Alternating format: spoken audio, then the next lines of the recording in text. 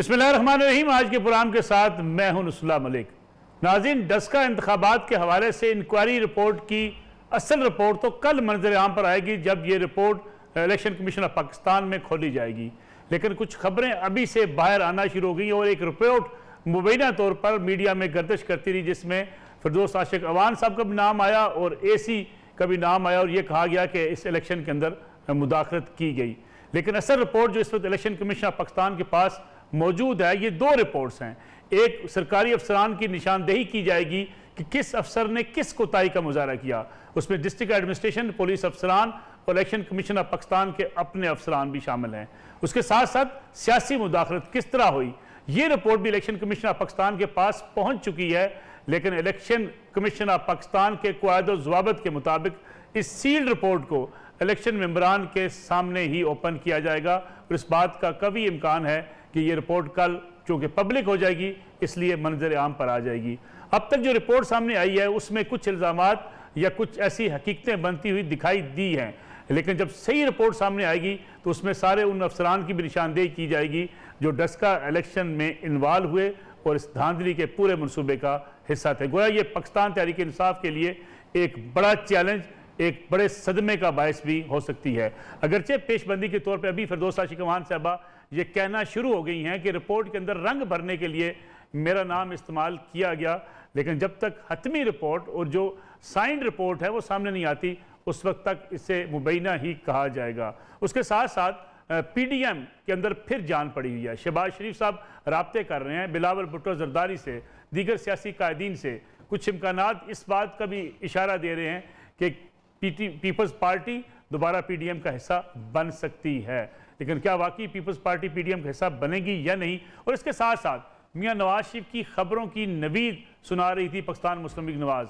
नवंबर दिसंबर का महीना बड़ा अहम करार दिया जा रहा था और ये कहा जा रहा था कि मियां नवाज शरीफ वतन वापस आ सकते हैं। मुल्क की सियासत करवट बदल रही है, ये किसी को नज़र आए या ना आए, लेकिन दीवार पर लिखी एक ऐसी तहरीर है जो बआसानी पढ़ी जा सकती है कि ये सियासत अब करवट लेती हुई दिखाई देती है। PDM का मुतहरक होना, हुकूमत का डिफेंसिव होना, मियां नवाज शरीफ के वापस आने के ऐलानात मुस्लिम लीग नवाज के कायदीन की तरफ से किए जाना और फिर साथ साथ पंजाब के अंदर हमजा शहबाज शरीफ जो कायदे हिज़्ब इख्तिलाफ मियां शहबाज शरीफ के बेटे हैं, वो इस वक्त पंजाब में अपोजिशन लीडर भी हैं, खासे मुतहरक हो चुके हैं, जनूबी पंजाब का दौरा कर चुके हैं, तमाम अराकीन से मिल रहे हैं, अपने अराकीन से भी और पाकिस्तान तहरीक इंसाफ के बाज़ कायदीन और अराकीन से भी उनके राब्ते तेज़ी के साथ बढ़ते हुए दिखाई दे रहे हैं। लगता यह है कि मुल्क की सियासत के अंदर कोई बड़ी तब्दीली रूनुमा हो सकती है और इस हवाले से भी आज बात करेंगे। मेरे साथ मौजूद होंगे कमर दिलशाद साहब, साबिक secretary election commission of Pakistan, और उनके साथ मुल्क के सीनियर सहाफ़ी जनाब मुजीबुर रहमान शामी साहब। लेकिन एक ब्रेक के बाद वापस आएंगे, इन तमाम मौज़ूआत का आज के प्रोग्राम में इहाता करेंगे।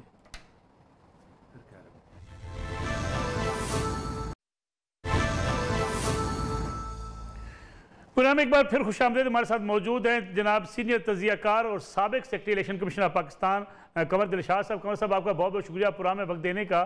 कमर साहब, ये बताइएगा, अगरचे ये रिपोर्ट हतमी नहीं है क्योंकि ये रिपोर्ट साइंड नहीं है, कुछ ऐसी रिपोर्ट है जिसे आप ज़राए से कह सकते हैं जो डस्का इलेक्शन के हवाले से सामने आई है, और ये भी इतलात हैं कि ये रिपोर्ट्स जो दो रिपोर्ट्स हैं ये कल ओपन की जाएंगी इलेक्शन कमीशन ऑफ पाकिस्तान में। लेकिन जो रिपोर्ट्स के मुदरजात अब तक सामने आए हैं उसमें कुछ जिम्मेदारियां आयद की जा रही हैं। कुछ ये कहा जा रहा है कि फिरदौस आशिक अवान साहबा जो है उनके दफ्तर में हदायत जारी करना, AC की ऑफिस में हदायत जारी करना, ये रिपोर्ट कितनी ख़तरनाक हो सकती है सरकारी अफसरान के लिए और PTI के सियासतदानों के लिए?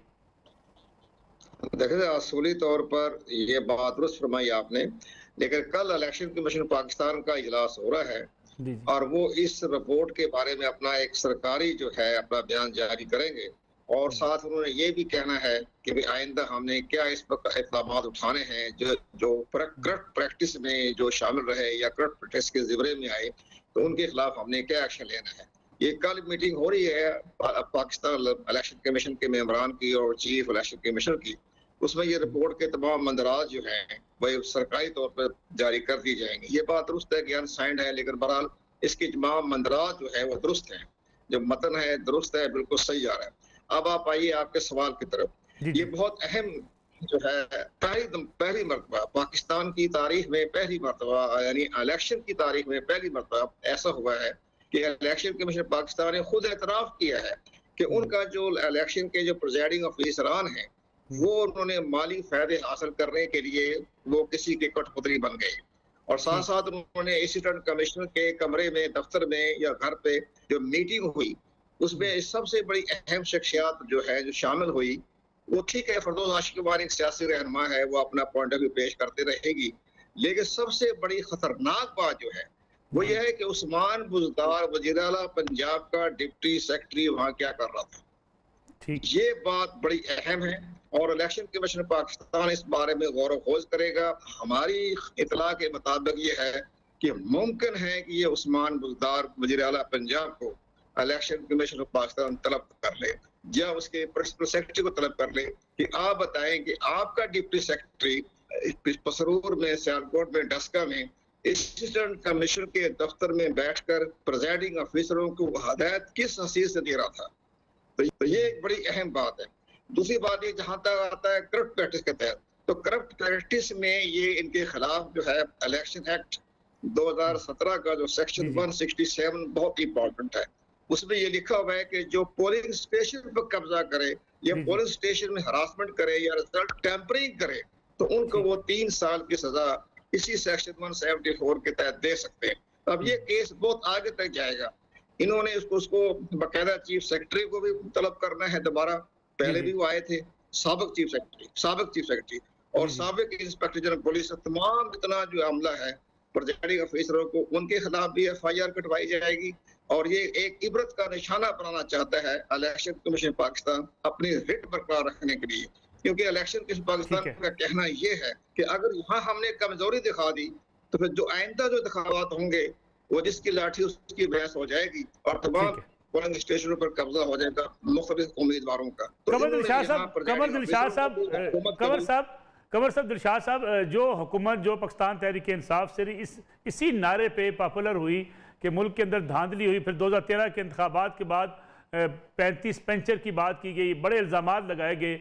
तहरीक इंसाफ के लिए इटसेल्फ ये कितना बड़ा धचका होगा कि अगर CM पंजाब के हवाले से बात की जाए, उनके डिप्टी सेक्रेटरी वहाँ पे मौजूद हों, फिर ये कहा जाए कि हुकूमत वक्त ने मुदाखलत की, सरकारी अफसरान को इस्तेमाल किया, सियासतदान वहाँ जाके इलेक्शन धांधली में मुलवस पाए गए, तहरीक इंसाफ के लिए कितना बड़ा धचका होगा?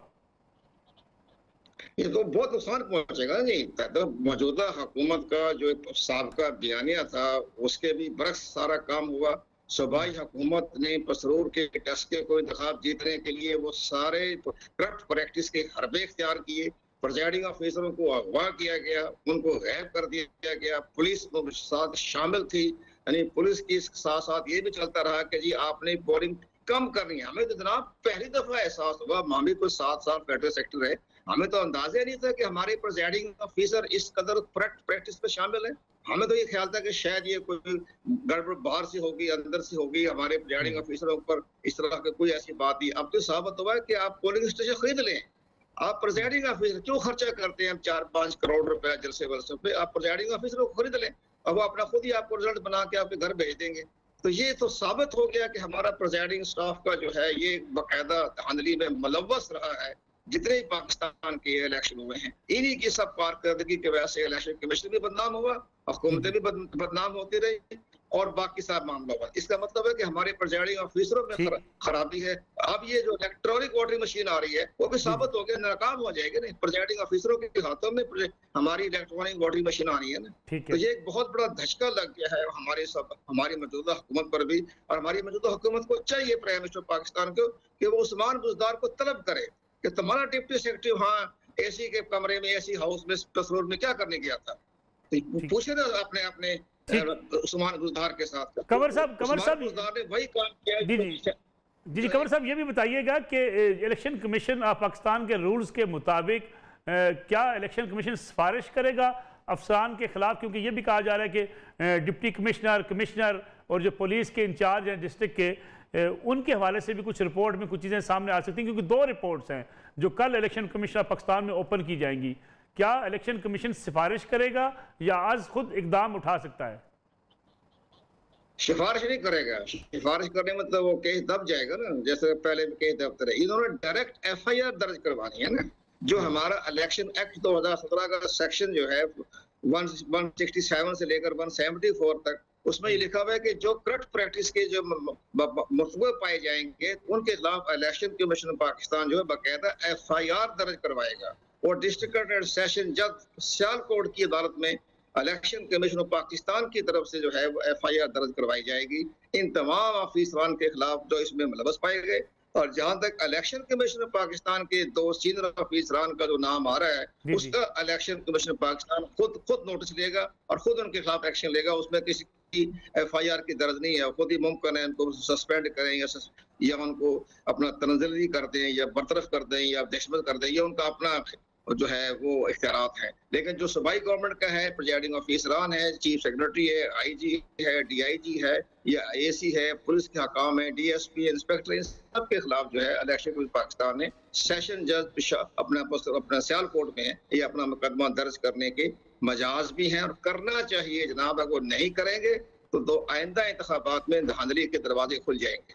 कंवर साहब ये बताइएगा कि जो चीफ मिनिस्टर पंजाब हैं वो तो इलेक्टेड है, एक सियासी नुमाइंदे हैं, अगर उनकी तरफ से उनकी सरकारी अफसर की तरफ से कोई मुदाखलत साबित हो जाती है तो क्या election commission of Pakistan CM Usman Buzdar साहब के खिलाफ भी कार्रवाई कर सकता है?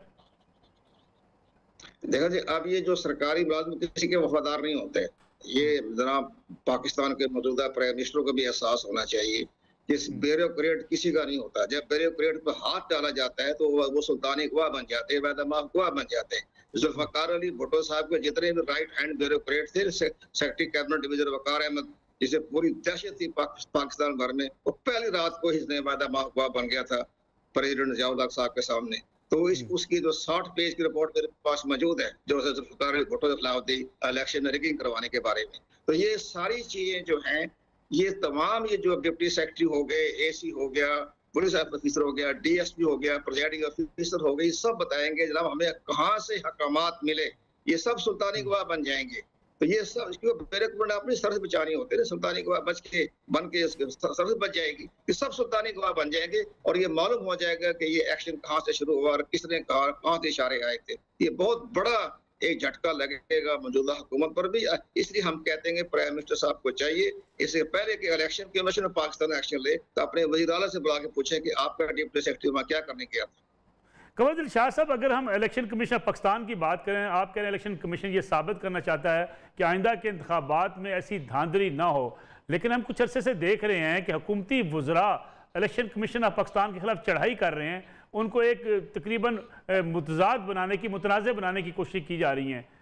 इन हालात में फिर इलेक्शन कमीशन ऑफ पाकिस्तान कैसे अपना काम करेगा? इलेक्शन कमीशन पाकिस्तान का अब चंद रोज ठहर जाइए, वो बहुत बड़ा जो है ये एक्शन लेने वाला है और वो इन्होंने बाकायदा कंटेम्प्ट जो इख्तियारात हैं आर्टिकल 204 के तहत वो इलेक्शन कमीशन ने एक्शन लेना है। अब आप यकीन जाने कि जो 2 वज़रा हैं इनके खिलाफ शदीद तरीन एक्शन लिया जाएगा और इलेक्शन कमीशन पाकिस्तान पूरी अपनी रेट को बरकरार करने के लिए खड़ा हो गया है, तैयार हो गया है। अब प्राइम मिनिस्टर साहब ने कहा है कि जनाब लौ लश्कर लेके जाएं इलेक्शन कमीशन पाकिस्तान, कोई फर्क नहीं पड़ता। हमारे सियासी रहनुमा मरीम नवाज या शहबाज शरीफ जो जाते हैं अदालतों में वो भी लौ लश्कर लेके जाते हैं, लेकिन वो अदालत के जो जज होते हैं उनको बाहर निकाल देते हैं। तो ये सारी चीजें लश्कर ले जाने का तो हमारा रस्म बन गई है, तो लश्कर लेके जाए कोई फर्क नहीं पड़ता। तो उन्हें पहला सवाल ये करना है कि आपने हमारे ऊपर करप्शन का इल्जाम लगाया है, आप हमें सबूत पेश करें। वो सबूत पेश नहीं करेंगे, दाएं बाएं करेंगे, 2 3 4 हेयरिंग होंगे, इसके बाद उनके खिलाफ एक्शन ले लेंगे, वो दोनों के खिलाफ एक्शन ले लेंगे, बाद में जाए वो supreme court of Pakistan.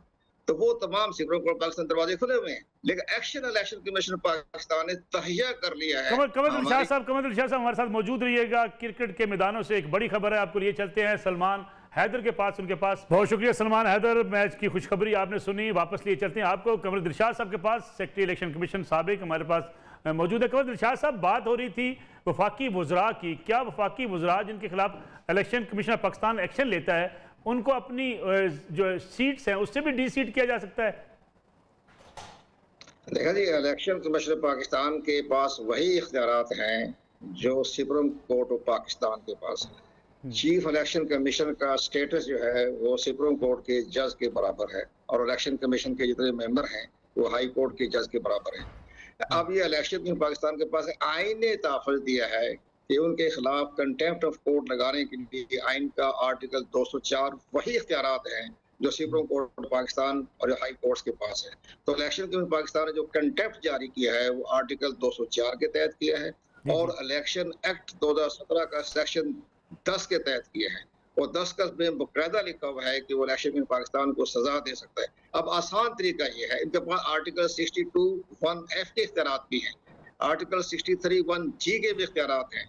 Election के पाकिस्तान के पास आर्टिकल 63(1)(g) कहता है कि अगर किसी अदलिया के बारे में, जजों के बारे में कोई तस्दीक इख्तियार की जाए तो सजा 5 साल की दे सकता है, सजा हो सकती है। इसी तरह आर्टिकल 62(1)(f) में है ताहयात नाहली। वो आदम स्वाति से पूछेंगे कि जनाब आपने हमारे पर रिश्वत का इल्जाम लगाया है कि हम रिश्वत देते रहते हैं, तो आप हमें रिश्वत का इल्जाम का सबूत पेश करें। वो सबूत पेश तो नहीं कर सकते बेचारे, एज अ गरीब कहाँ चीज पेश करेंगे। तो इस पर इलेक्शन में ये फैसला करने का मजाज है कि आपने शरंगेज तहमत लगाई, झूठ बोला, दरोगरी की। अब इस लिहाज से आपने इलेक्शन कमीशन के पाकिस्तान के पास जहां आपने सरासर तहमत लगाई है, तो अब आप सादिक अमीन नहीं रहे। आर्टिकल 62(1)(f) के तहत वो सजा दे सकता है। इसके बाद बेशक सुप्रीम कोर्ट ऑफ पाकिस्तान में जाए, वो सुप्रीम कोर्ट हमारे दरवाजे खुले, वो भी जाके इसकी छानबीन कर लेंगे।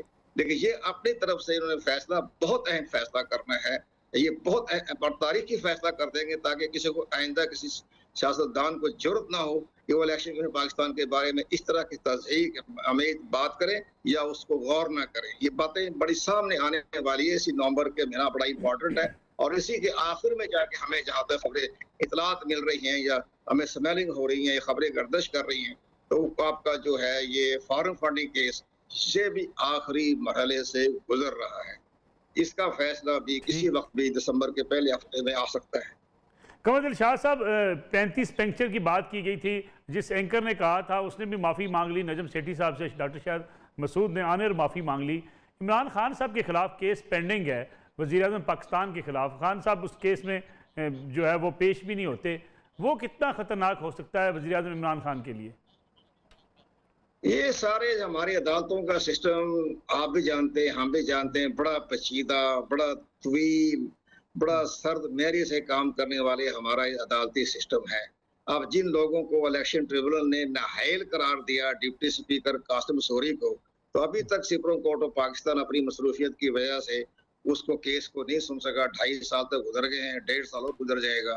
तो ये हमारी अदालतों का सिस्टम बहुत ही पेचीदा है, बड़ा एक तवील फैसला होता है जिसके बारे में ये सही तौर पर इंसाफ नहीं मिल सकता। लेकिन बहरहाल बहुत से मामला हैं, इमरान खान को भी इतने फैसले हो गए, ये जब इक़्तिदार में नहीं रहेंगे ना, ये सब उस टाइम फैसले आएंगे। तो उसी टाइम में ये भी हम इस बात भी आएंगे ना, सब इक़्तिदार में रहने के बाद ऐसा फैसले आने, पहले नहीं आने। ये अदालतों का सिस्टम ये बड़ा पेचीदा है। अब आप ये देखें कि अब आपको खबरें आ रही होंगी, आप भी प्रोग्राम कर रहे होंगे, अब ये जब इन्होंने ये तहरीक बैक वादा नोटिफिकेशन वापस ले लिया, अब तो वो कौमी इदारे में शामिल हो गई है, तो इन्होंने तो क्या धमकी दी थी? इन्होंने धमकी दी थी कि आप सुप्रीम कोर्ट में पाकिस्तान हमारी कालदम होने पर सुप्रीम कोर्ट ऑफ पाकिस्तान क्यों नहीं गए? इस 6 माह लगा दिए सुप्रीम कोर्ट ऑफ पाकिस्तान में जाना था ना, आर्टिकल 17 के तहत नहीं गए। तो उन्होंने ये क्या कहा था? उन्होंने कहा जी हम साबित करेंगे जी फॉरेन फंडिंग कहाँ से आई है सुप्रीम कोर्ट के पाकिस्तान के अंदर, हम साबित करके दिखाएंगे आपको। तो नहीं किया ना सुप्रीम कोर्ट में केस इनका, आज वापस हो गए सारे मामला क्या। तो ये बात देखने वाली है, समझने वाली है। तो ये कोई आसान काम नहीं। प्राइम मिनिस्टर साहब को अंधेरे में रखा जा रहा है, वो उनकी सादगी से फायदा उठा रहा है। इनके अंदर के चंद वज़रा जो हैं उनको बेसही मायनों में उनको इतला ही नहीं दे रही कि जनाब ये फॉरेन फंडिंग केस कितना सीरियस है। इसी तरह आपका उस्मान बुज़दार का केस कितना सीरियस हो गया, डस्का का केस कितना सीरियस हो गया। वो चंद वज़रा हैं, वो मुंह फुला के बातें कर जाते हैं जैसे पता नहीं अमेरिकन फिल्में देख रहे हो।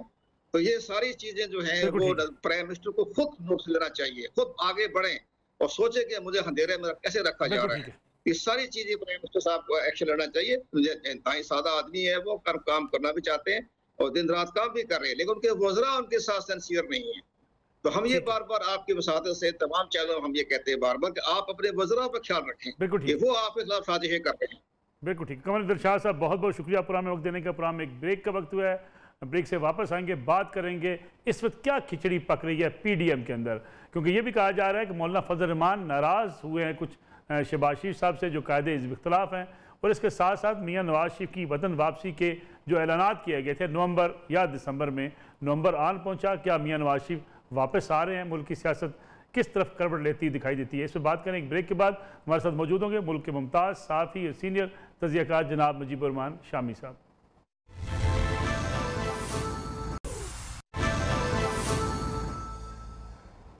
पुरानी एक बार फिर खुश आमदीद। हमारे साथ मौजूद है मुल्क के सीनियर सहाफ़ी और सीनियर तज़कियाकार जनाब मुजीबुर रहमान शामी साहब। शामी साहब बहुत बहुत शुक्रिया आपका पुराने वक्त देने का।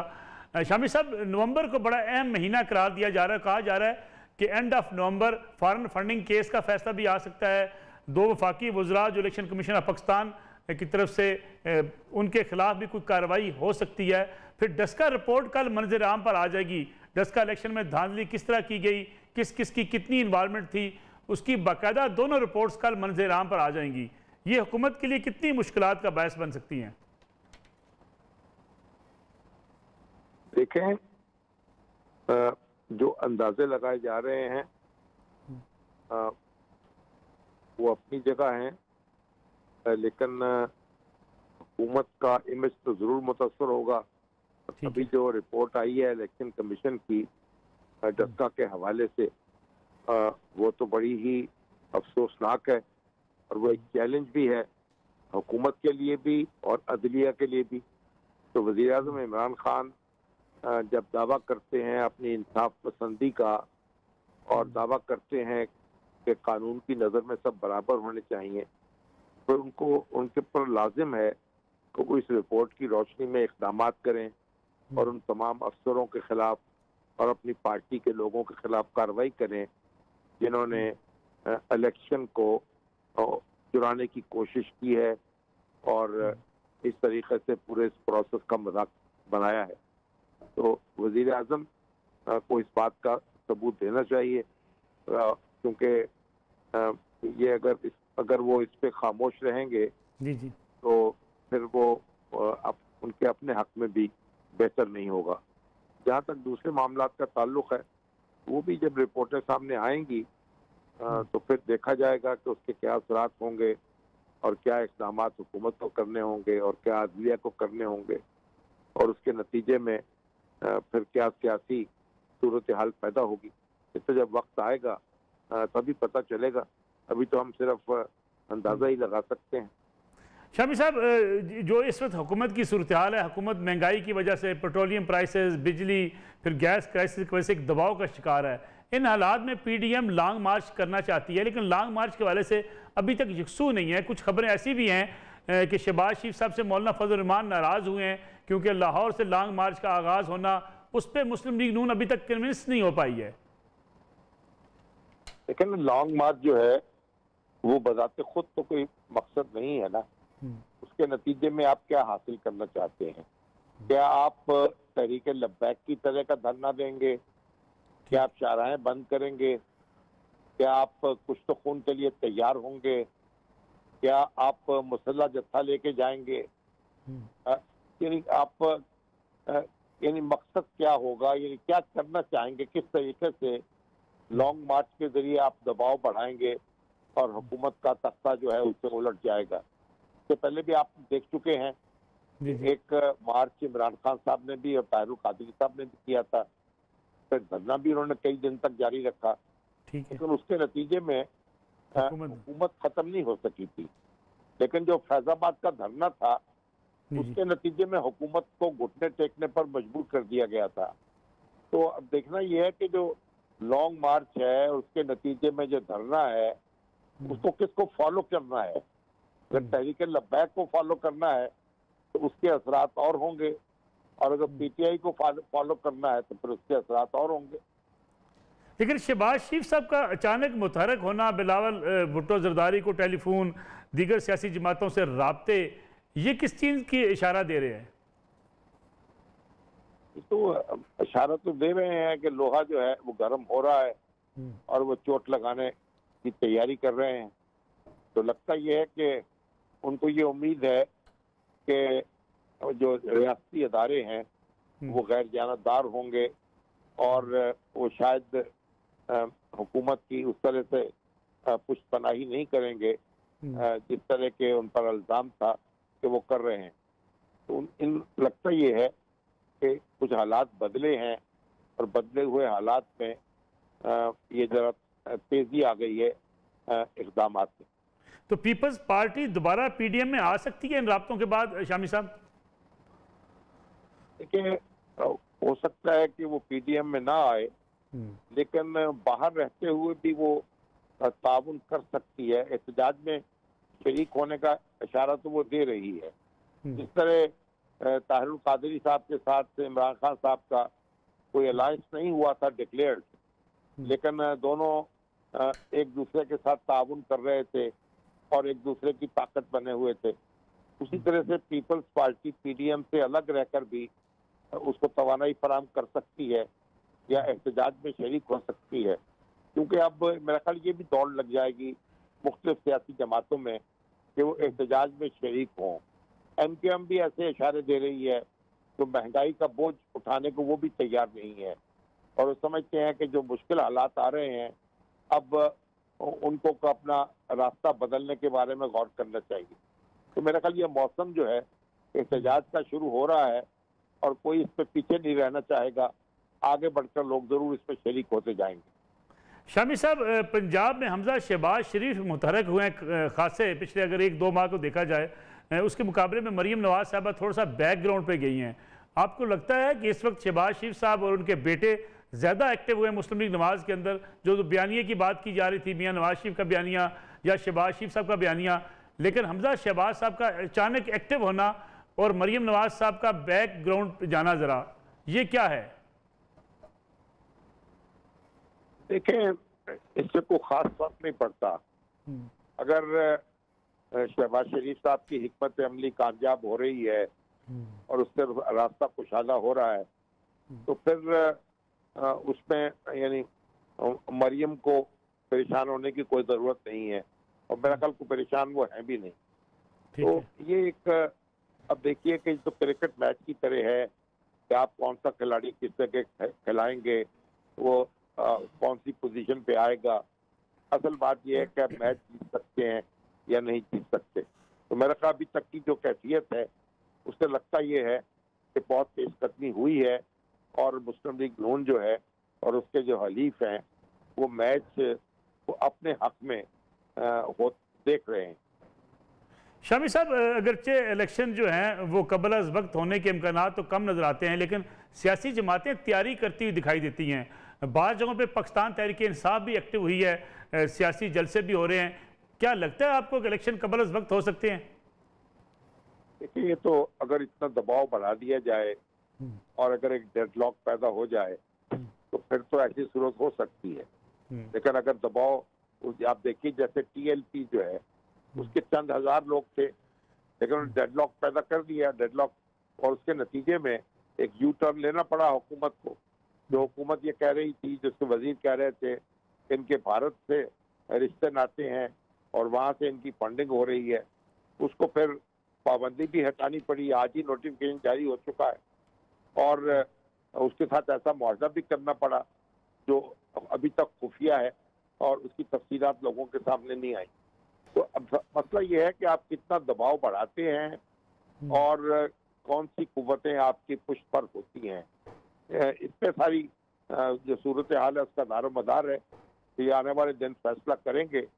अगर पीडीएम उस तरीके से अपना दबाव बढ़ा सकी तो फिर नताइज भी उसको हासिल करने में दिक्कत नहीं होगी। क्या अपोजिशन की जमातें इस वक्त इस पोजीशन में हैं कि वो डेडलॉक पैदा कर सकें, इन हाउस तब्दीली ला सकें? क्योंकि धरने से हुकूमत तो जाती नहीं है, जलसे जुलूसों से हुकूमत जाती नहीं है। देखिए, इस वक्त माहौल तो बड़ा गर्म है और अवाम में गम और गुस्सा भी बहुत है, महंगाई में बहुत इजाफा हो गया है और हुकूमत के हाथ में यानी एक तो बद इंतजामी जो है उसको उस पर काबू पाने की कोई कुदरत नजर नहीं आती। तो ये माहौल तो सारा खराब हो चुका है और हुकूमत मेरा ख्याल है परेशानी में मुब्तला होगी। लेकिन सवाल यही है कि आप जो एक दस्तूर के तहत कायम हुकूमत होती है उसको आप कैसे उठा के कैसे फेंक सकते हैं? किसी भी यानी तहरीक के पास ये ताकत नहीं होती कि, लेकिन देखने की बात यह है कि आया हालात पर इस तरह दबाव बढ़ाया जा सकता है, इस तरह का तात्तुल पैदा किया जा सकता है कि पूरी कौम सड़कों पे आ जाए और एक स्टैंड स्टिल हो जाए और कारोबार मुमलकत ना चल रहा हो, तो फिर हुकूमत को कुछ सोचना पड़ेगा और रास्ता देना पड़ेगा और फिर नए इंतखाबात की बात भी हो सकती है। लेकिन अभी हम इस बारे में कुछ कह नहीं सकते, हमें इंतजार करना होगा और देखना होगा। शामी साहब, अगर मुस्लिम लीग नवाज के कायदीन के बयानात को सामने रखा जाए, कुछ बयानात ऐसे दिए गए कि मियां नवाज शरीफ नवंबर या दिसंबर में वतन वापस आ सकते हैं, क्या आप ऐसे हालात बनते हुए दिखाई दे रहे हैं? और फिर मुस्लिम लीग नवाज के कायदीन किस बुनियाद पर यह दावा कर रहे थे?